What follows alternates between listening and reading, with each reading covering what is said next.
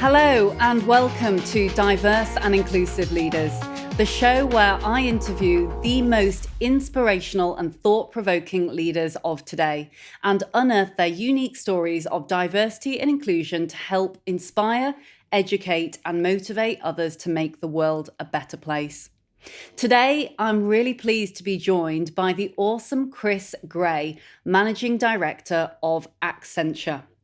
Chris has had a fabulous career working for Accenture and had a huge amount of experience on the health and public service business side, where he's responsible for the Manchester office and the wider Northwest region. He's also board member for the Northwest Business Leadership Team and Regional Board of Business in the Community. In his 24 years at Accenture, Chris has worked in a variety of roles in the UK and abroad, and he's very, very passionate about supporting public service reform through the use of technology. Chris is also heading up the LGBTQ plus arena for Accenture. He's very, very passionate about being able to support the network and the wider diversity efforts in all of their forms across the business, and having had the chance to be an ally and mentor for those around him. Chris ensures that everyone is able to bring their full self to work and to embrace authenticity when they work and carry out business in their day-to-day lives. And so I'm delighted to be joined by him on today's show. Welcome, Chris. Thank you very much, Leila. Great to be here. Delighted to have you. And so tell me, Chris, you've had a fantastic career and you've done some really brilliant things, both inside the business and also outside the business. And I know that you've just flown in quite recently as well from India, because you're jet setting around all over the place. Tell me a little bit about, and our viewers and listeners, of course, who are tuning in today on Apple or the various different podcast apps and also YouTube, about some of the projects that you've been working on recently. Yeah, great. Thanks for that, Leila. So really right now, and it's funny you said I just flew in. So at the moment, I'm a client account lead for one of our health and public service clients. And we have about 150 people supporting that client out in India. So as the lead for that, it's really important that I get to spend time out there with the team, really understanding their work and also making sure we're bridging some of the gap between what's happening in the UK and offshore. And outside of that, I guess it's been quite a busy time for us. We've really just passed the halfway mark in our financial year. So there's an awful lot of planning that I'm doing at the moment. And as it relates to Manchester and the Northwest, we've spent quite a bit of time over the last couple of weeks really digging in. You talked about diversity in terms of what diversity initiatives we want to be running in the region. Also, what do we want to do for our corporate social responsibility? We have a huge focus on skills. And we've literally just spent some time really understanding where we want to focus, whether that's in the under 16. So how do we start to stimulate interest in STEM careers and in careers in technology? How do we really help people get those first jobs? So whether that's with apprenticeship programs or indeed just wider training for people, say, in the 16 to 24 range. And then actually what I'm quite excited about is what we can do for the wider community. As we know, as a technology company, we're really, and particularly I've got a key focus on artificial intelligence and data. That is disrupting people's careers. And I think we're going to see some really interesting things happen in the next couple of years about how we need to reskill and support people whose jobs are changing day in, day out. That's sort of some of what's keeping me busy right now, over and above, if you like, the day job. Wow. So a lot of things then, from the sounds of things, keeping you busy. And I'm really excited to kind of delve a little bit deeper into some of those aspects that you've mentioned. But before we do that, I'm really keen, if you don't mind, just to delve a little bit into your former career, because obviously you've been with Accenture now for over 2 decades. You've really kind of grown up there and your career has gone from strength to strength there. Talk to me a little bit about kind of the young Chris, because when you embarked on this career with Accenture, I wonder, did you envisage that you would be there for such a long time in all of these different roles? And, talk to me a little bit about your thought patterns, I suppose, when you started out in the world of work, especially given that you're now working so closely with 16 to 24-year-olds. What were you like back then when you were 16 to 24 and really trying to make waves in your personal career? Yeah, and it's interesting. Probably very naive, I think, is probably how I'd start out with that, not knowing necessarily what I was getting myself in for. Um, I mean, I'd had the chance to study a business and languages degree, which included time spent studying overseas at a business school in France. And I guess I had a curiosity, which is probably one of those things that still hasn't left me. And therefore, I was looking for careers or job opportunities I thought that perhaps offered that variety. Um, and like many of at my age, I suppose at the time, went to the milk round interviews, saw what Accenture had to offer, and looked at a number of consultancies because I quite liked the idea of working with clients for a period of time on a particular project and then having the opportunities to move to something else. And I guess that flexibility or that variety, if I'm honest, has sustained me here at Accenture. I was asked in my interview, how long would you stay in this job? And my honest answer was about 3 to 4 years. It's the 4 years was my degree time. That went really quickly. I could see myself staying 3 to 4 years, really getting my grounding, I suppose, in that world and then looking for something different. I'll be honest, as I have gone through my career, opportunities have presented themselves, at various stages, and I've always been quite open to them and curious to say, yep, let's have a look and step through that door.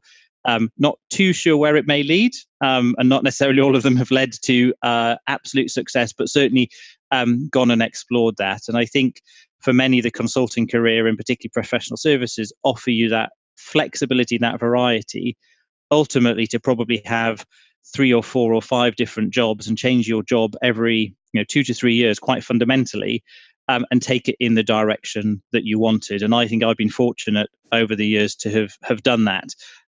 If I honestly look at my current role, my current client, they're new within the last 6 to 8 months. I've had to learn new industries, I've had to learn new business, I've had to learn some new internal things myself. And that's the curiosity, I suppose, that's kept me going right from when I started out there and said, why a career in consulting? I love it. So really, it's kind of almost been that lifelong learning that you've embraced. And you've referenced curiosity a number of times, which is something that I actually, when I'm interviewing people in the day job, in inverted commas, I do see that many of the inspirational and successful leaders out there have had this almost insatiable curiosity about them, wanting to know what's next, wanting to keep the door open to lots of different opportunities and not saying no to things that crop up. And clearly that's worked for you throughout your career, and you are where you are today. Yeah, I think it is something. If I was looking at it, that sustained me throughout that period of time. I think it's interesting. I think it was probably on day one, or certainly I relate to it. I remember it as almost day one when I joined. One of the very senior partners at the time said that they had had a delightfully unmanaged career. And I think one of the challenges around leadership development and leadership planning, if I can sort of, perhaps put the elephant into the room, is you can't plan too much. And I do worry when I hear people, or I'm counseling people or mentoring people who have this sort of desire to have this perfect plan in place, because we know that's never going to happen. And I do think you've sort of got to have a broad sense of direction of where you as an individual want to go, what is important to you in terms of the types of experience or work you want to do. And I won't be afraid to say I have that, but I don't think it's been micromanaged. And I think that curiosity allows you, as I say, to step through certain doors and explore options, to see if they are the right thing for you. So have you always been this way inclined? Have you always been so ambitious right from a young age, do you think? I'm not sure ambitious is the word. I guess what I have always wanted to do is do a great job. I wanted to feel like I was progressing. I wanted to feel like I was making, moving to the next level, that I was gaining in responsibilities and growing a bigger team or whatever it was, and having more accountability for the work I wanted to do. That's what's kept me certainly motivated and felt like that is what I want to try and do and be part of. And start to guide that as part of my overall career, I suppose. Excellent. And talk to me a little bit about some of the initiatives that you're working on at the moment. Clearly, there's multiple there because you've got these pieces outside of Accenture and also inside of Accenture. I think, obviously when we met over at the Manchester office, I think it was some weeks ago now, you were talking about the LGBTQ plus arena, which I think is fantastic. And I think it's brilliant to have such a good, strong champion for leaders and also aspiring leaders within the organization. Talk to me a little bit about how that came about and what some of the challenges and also the positive pieces that you've experienced within that role and some of the other roles that you've done externally. Yeah. So I think the way that I talk about inclusion and diversity, I always personally focus on inclusion, because I think everybody is diverse in their own way, and LGBTQ plus matters is one of, almost in a lot of cases, the invisible side of things that you don't necessarily see in the same way that you may see from race or gender. Um, so I do think it's important that we try and look at our teams almost as a minority of one. Right? Everybody has everything, different personal lives, different personal circumstances, and perhaps different abilities that they are bringing to the job. And therefore, how do you start to embrace that? I mean, the LGBTQ agenda has been really important for me in terms of the Pride Network in Accenture as a gay man joining a professional services firm a long time ago, right? It was a different world. But it was hugely important for me over my years to know that there was a support network there, that know that I could really bring my whole self to work, and that I didn't have to hide parts of me. And I will admit, back in the early days, there were probably parts that I did hide. But over time, whether it's society has changed, but also thanks to the likes of the Pride Network that we have, I recognized that I had the support there.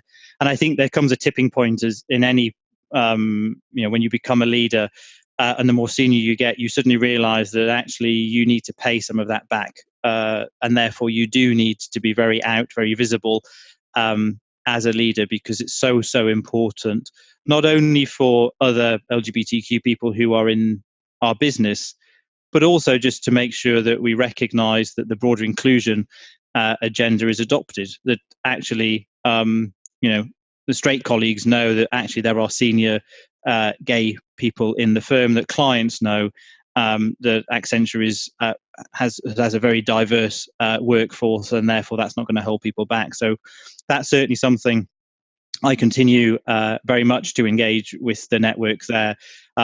We've done pieces up as well with partners such as Stonewall in the Northwest. And that's something that I'm really, really passionate about. I guess the other area I'm spending quite a bit of time doing is on the sort of female leadership. So through our Northwest Business Leadership team, we've sort of leveraged really the network effect, and are starting to figure out how we can cross mentor and support senior females, or females who are very much on the road to hitting the top of their careers in the region. It's interesting from a Northwest perspective. People want to work and want to live in diverse communities, and I think that it's a huge part of the attraction that we can put there, is if we see that we're absolutely embracing, and it's a great community feeling, no matter what background you come from, that you can then have a very successful career. So I think that's part of what we're spending time doing more broadly. Absolutely. And I love the way that you describe that inclusivity piece, because you're right. Really, inclusivity and inclusion should come before the diversity piece. Actually, when you describe the reason why you're so passionate about LGBTQ plus and furthering female leadership specifically, it makes so much sense, because it's not just about, yes, of course, it is about yourself and you being a great role model, but it's also about being out, as you say, so that others can see that it's okay to be yourself. And, for those young aspiring leaders who may be where you were back in the day, thinking, oh, maybe I don't want to reveal everything about myself. Will that be embraced? Will I be treated the same as everyone else? Actually, you are there amongst others as a shining light and a good example that you really can meet and get up to those leadership and those senior roles and still be your true self at work. I think it's, in some ways, it's easy to say, right? Having sat in those situations where you are quite scared, right, of whether it is a safe environment to say, to bring your whole self to work. I think that's where it's incumbent on us to act within our own teams. But as I say, as a professional services firm, I do think we can influence the clients that we work with, or the broader supply chain. And I think by sharing some of those and working together, it can make it a safe environment for everybody. And that's really what we want, right? Absolutely. And do you mind me asking, because you mentioned there was kind of a tipping point, and you also mentioned there that in your earlier days, you were perhaps quite scared. At what point was it that you thought, right, I feel confident now to reveal my true self to work colleagues and maybe friends that you work with, and you felt comfortable enough to actually, I don't know, I suppose, come out at work? Yeah. And was there a marked difference over the years that has shifted perception wise from what it was then to what it is right now? So on the latter point about perception-wise, absolutely. As I laugh with people, that was a different century, right? It was, it feels now an awful long time ago. It was the late 90s. It was a very, very different world to be in. So I think for me, it was around having made some progress at work. I will be honest. I felt more comfortable having had my sort of initial promotion points perhaps reached. That I knew I could do a good job, and that was not necessarily something that was going to get in the way. Perhaps I think it was seeing the pride networks start to emerge, and this start to even just be on the agenda. So you sort of know very clearly that you're not the only person there. And I think, working in really close teams, I think at the time I had some really great line managers, and I felt comfortable about doing it. I think as you get more senior, it becomes easier in a certain way because others out you before you get a chance to out yourself, right? Your team members will know that. They may just mention it in passing, right? So in terms of that area, it probably becomes easier. But it is something you need to recognize. Every new client you meet, every new team you go to, there is always that moment where you have to bring it up, or you tend to bring it up in conversation, because I want to say what I was doing at the weekend, or where I was going on holiday, or what's going on in my home life. It is important, and therefore it is one of those perpetual things. And the more you do it, and the more senior you get, I guess, the more you're used to it, it becomes. I love that you say that with a little chuckle there and almost a coy smile. And I'm thinking, were there some examples or stories that you've had where colleagues or clients have outed you, as you said, before you've even had a chance to do it yourself? And what was the feedback that you had? Was it just, kind of, did you feel like, oh, right, great, that's happened now, people coming to you, asking more about your personal life? What was the reception that you kind of had at the times that you've been outed, I guess? Yeah, I don't think I've never had, and I've been very fortunate, perhaps, never to have a negative experience around it. And actually, I always just laugh when people say, when those situations have happened, it's okay, fine, thanks. Well, that's one less thing. We just let's get on with it. So it's not something that you can stop, right? It's not something I'm not ashamed about it and everything else. So I think you roll with it. But that's the same way as somebody say, you've got ginger hair or whatever it is. It's like, okay, fine. Before they're painting a pen portrait of you. But I certainly think it is help, and it's also helpful that they can say it to a certain extent, that they can share it with their teams, right? That they're not hiding the fact or embarrassed or what have you. It's just like, this is the team and this is the diversity that we've got, and that just is all part and parcel of the working life. I think that's what we want for people. Absolutely. And I think, as you've described, which is a really very collaborative working relationship that clearly you have with your clients and that you have internally, that being able to foster that real, true collaborative environment where people really know each other well, not just as work colleagues, but also as friends, where you've got those real strong, trusting relationships. That's really important, and I'm sure does bode a huge amount more productivity as well within the workplace, because hey, if people can be themselves, well, they're going to work harder and they're more likely to stay within the positions and within the companies that they're in if they feel that comfort. I mean, everybody works in all sorts of organizations, everyone knows people who are working very, very incredibly long hours, incredibly, challenging deadlines to meet. complex environments, teams, perhaps in different locations. And that's the world of work today. And I think if you're hiding part of your life or your home life, and that's not just LGBTQ matters, it may be people who are suffering with mental health problems or have family members who are suffering from mental health issues, people who have caring responsibilities. The ability to say, by the way, I need to leave early tonight because I have this particular caring responsibility, and it's not necessarily for a child, it may be for elder parents, or what have you. It does change, I think, the dynamic in the team. And I think people need to be, that's why I talk about inclusion. Everybody has something that makes them unique. And if you're able to create an environment that people can be themselves and bring their whole selves to work, then absolutely it's a more productive environment, because you're not questioning why somebody might be leaving early because they may be embarrassed to say that they have caring responsibilities for elder parents or what have you. I couldn't agree more. And for all of our listeners, and for some of our younger listeners who are aspiring and going up their career ladder, who might be feeling not as confident as yourself in the position that you're in, what kind of advice might you give to them? And what kind of advice do you tend to give to your groups of 16 to 24-year-olds when you're going through the mentoring process, and when you're trying to advise them on the best course of practice with which to be confident at work? Because it's not easy sometimes. And I think back to my earlier career, and I think when I've been in rooms with managers or in the board, and you kind of think that there's something that you want to say, but you're scared to say it, and what will they think if I say this, and oh goodness, I can't talk about my anxiety or my depression or whatever it might be.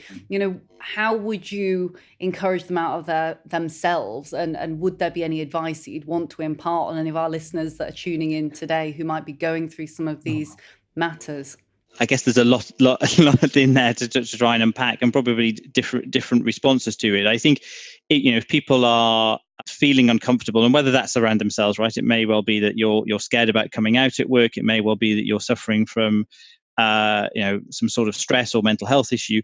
The key point, I guess, is trying to recognise that you can find an ally and identify some allies around you. And we're seeing more and more companies put programs in place, but really having that safe shoulder to go to, I think, is really key. And just finding the ability to talk and bring yourself there. There's a I guess that sort of feel the fear and do it anyway. There's a great saying. There's a great saying. I have it in Spanish, but basically translated, it says, beware of your fears. They love to destroy your dreams. And that's something that I probably wished I'd read as a quote a long time ago, if I'm honest, because I do think we often get caught up in our fears about what could go wrong. And actually, in the course of that, they do often try and get in the way of perhaps the things that we would want to do. So if you want to say things at the board, it may not be the right answer to say it to the board, but may well be to find a colleague afterwards and say, I didn't feel comfortable about it, but this was a point I really wanted to make, and just testing that out. But I do think that our fears can often cloud or prevent us from really, doing everything that we can do.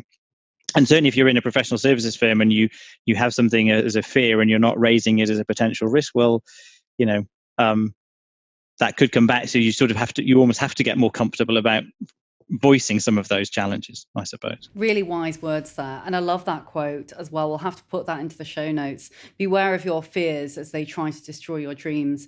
And I love that quote that you mentioned as well. Feel the fear. There's a book called Feel the Fear and Do It Anyway, which I absolutely adore. It's one of my staple classics. And I really think that is so key to surviving, not only in personal life, but also in business life, because like you said, if you don't ask and you're feeling uncomfortable, find someone that you can share it with, because actually it does unburden you quite a lot when you can share that. They say problem shared is a problem halved, don't they? So I do think there's a lot of truth in that. Thanks, Chris. Absolutely. So just another couple of quick questions that I had for you. And I know that we've obviously talked a lot about diversity and inclusion, but what does diversity and inclusion actually mean to you?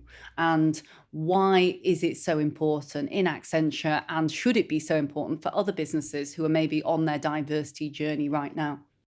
Yeah, I mean, I think any business wants to get let's be honest, they want to get the best out of their people, and they want their people to bring their best selves to work absolutely every single day.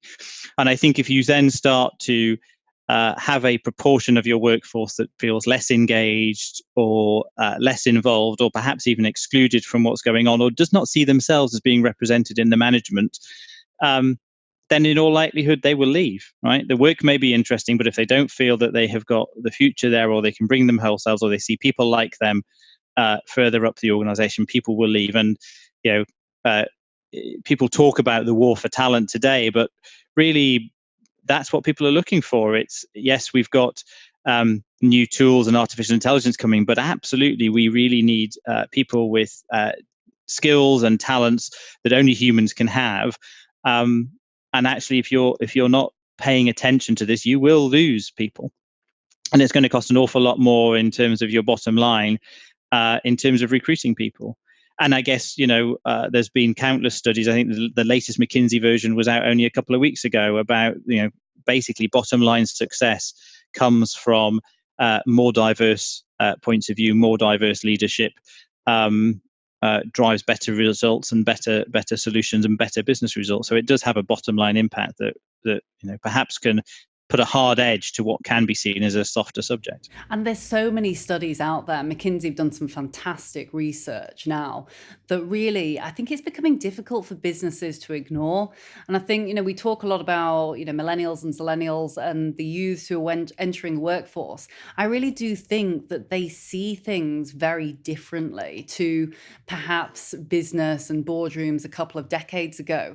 Like you've alluded to, obviously, with the AI and the artificial intelligence, digital growth, all of these different facets, I think, are leading to a more purpose-driven type of culture where value-added pieces and other additional facets to organizations are becoming more important. Businesses are having to make themselves more attractive through lots of different areas, not just pure profit, to make them really attractive to future talent. And of course, you mentioned the war for talent. I do think that millennials and zillennials and future generations are placing so much more emphasis on the importance around all of these inclusion and diversity subjects pre-making a decision to actually go and work for a new business. Just quickly, because I know that you're very, very busy and probably jetting off somewhere else after this call. I just had another couple of quick questions. Firstly, what's your take on some of the major changes that we're seeing now in the AI and the digital world as we know it? Probably just a couple of points. I think in some respects, and this was an announcement we made corporately in our latest technology report. Basically, we're sort of at the point of beyond digital, right? I think we need to think about what's next. Every business is a digital business. It's just part of the way we do work today. So almost creating this talk of digital businesses or non-digital businesses, we should get over, actually, because every business in some ways now has digital and technology embedded into it. I think if I look at the world of artificial intelligence, and I've spent quite a lot of time building our own part of our business that's focused on this for our clients, we're really at just almost starting, I think, to see this embedded. We've seen an awful lot of experimentation over the last few years. What we're now starting to see is the scale come out of this. And I would imagine, in the next 5 years, it will be very, very different. The key thing for me is, are we preparing people for it? I think, you talk to people, you look at research, it would say that there's a huge amount of boards are recognizing that they're going to have artificial intelligence or data-driven decision making, primarily working alongside individuals, not replacing people, but they will be working alongside individuals. The key question for me, I think, that we haven't really thought about is, what does that mean about retraining and reskilling our people? Some of the research would suggest that there's minimal amounts going into that, yet everybody's adopting this. So I think if I look at the future of what's happening, I think people will get much more used to working alongside a human and a machine. You may have a mini robot or a bot on your laptop that will be helping you along with your jobs, perhaps suggesting the next thing that you need to do or the decision you need to make. I think we need to get comfortable with that. I think the big thing for me is, how do we make sure that we are training people sufficiently and retraining people who are already in the workforce, that have another 10, 20 years of work still to do, to make sure that they're not being impacted adversely by some of these changes that are coming in. That makes absolute sense. And I think, like you said, it's key that we are not fearful of what is going to happen, that we embrace this, because whilst there may be differentials in new jobs and business roles might evolve, it's more that evolving piece and making sure that we're trained and educated enough to be able to embrace those, as opposed to being fearful of job cuts and things like that. Because with AI, maybe meaning jobs decrease in some areas, they'll probably increase in other areas. Naturally, the skills will just shift, really, won't they?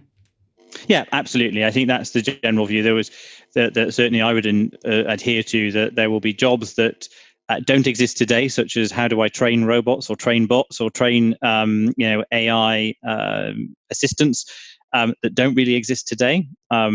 Those will be new jobs that will be created, and I think for other jobs that are out there will absolutely change, and we'll start to get much more used to working alongside further automation and what have you. And if you look at the productivity, people talk about the productivity crisis. This is actually some of the tools and techniques that we need in order to boost productivity on a national level, not just in certain pockets. Of course. And just another couple of quick questions. We'll go into a little lightning round, as I like to call it, just before we finish off for today and you jet off probably to another country. What's your secret to success, Chris? Oh, I don't think there is a secret, and I'm not sure. I'd come back to the word curiosity. I do think always being interested and being curious. I think that for me is probably the key thing that's kept me certainly moving up, and I think is absolutely fundamental in everything that I do. So I'd say curiosity. Good answer. And what is authentic leadership to you? This to me is it's about really focusing on the team that you're working on, the client what you're doing, or the job in hand. My thing where it becomes inauthentic is where you get that sense that people are in it for themselves rather than for the wider purpose. So I do think it's a subtle thing, but I think if you feel that you're doing this just for you too often, then that starts becoming inauthentic. Would be my take on this. So focusing on the wider team initiatives and not just pure self-interest makes absolute sense. Yeah. And who's inspired you most throughout your career and even life? Could be someone within business or someone outside of business. I guess I've been inspired by, I'll be honest, by different people. I've had absolutely fantastic clients who I have seen and learned huge amounts from, just in terms of the way that they will engage with teams and with different people. I've had leadership that I have worked to who again have inspired me. I guess there are family members that you sit there, and whether they're still alive or not, you sit there and go, yeah, perhaps they're inspiring me, or perhaps I want them to know that I'm doing a good job, and that they would be proud of me for what I am doing. So I think though it would probably be a mix. I don't think I'm one for having a sort of a hero or on the sort of the picture on the wall that I've always sort of followed and said that's the person that is inspiring me. I think I take it from lots of different locations, and also to be fair, some of the people who've worked for me. I think we always you talk about people perhaps that have led you. I've had a couple of really inspirational people as team members who have gone off to do brilliant things since they left Accenture.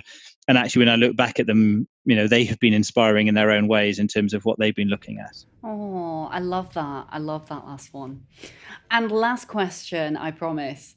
Are there any books or podcasts, quotes, inspiring things that you would like to share with our audience to leave us with today before I do a quick summary of some of the key learnings? I think that perhaps just a couple of quotes, and it's interesting, and I have in my book that I carry around just a couple of quotes that sort of I guess I occasionally come back to. Right, I read quite a bit, I like to think. So I'm not sure there's any particular one book that's the golden nuggets. There's a lot out there, and I do think you need to read a lot and on a variety of subjects in order to enjoy it. I mentioned that one beforehand, which is, be careful of your fears. They love to rob your dreams. I think that's a really key one. It's written in my book. Another one is there's something as inevitable as death. Actually, that's life. So let's focus on that and live it. Is that one? And I do think there is something about your life will expand accordingly to effectively the courage. And I guess a lot of those are around the same thing. I think perhaps they reflect some of my own fears early on in my career that had held me back. And I do think that's some of the things that I try and put into place right now. As I look to continue to grow what I'm doing. Thank you so much, Chris. And thank you so much for sharing some of those personal stories as well and anecdotes. I've had a really, really enjoyable session today, and I'm sure that a lot of our listeners who are listening at work or at home certainly have done as well. So just in summary, I mean, I've got a couple of pages of notes actually here that I've scrawled everywhere.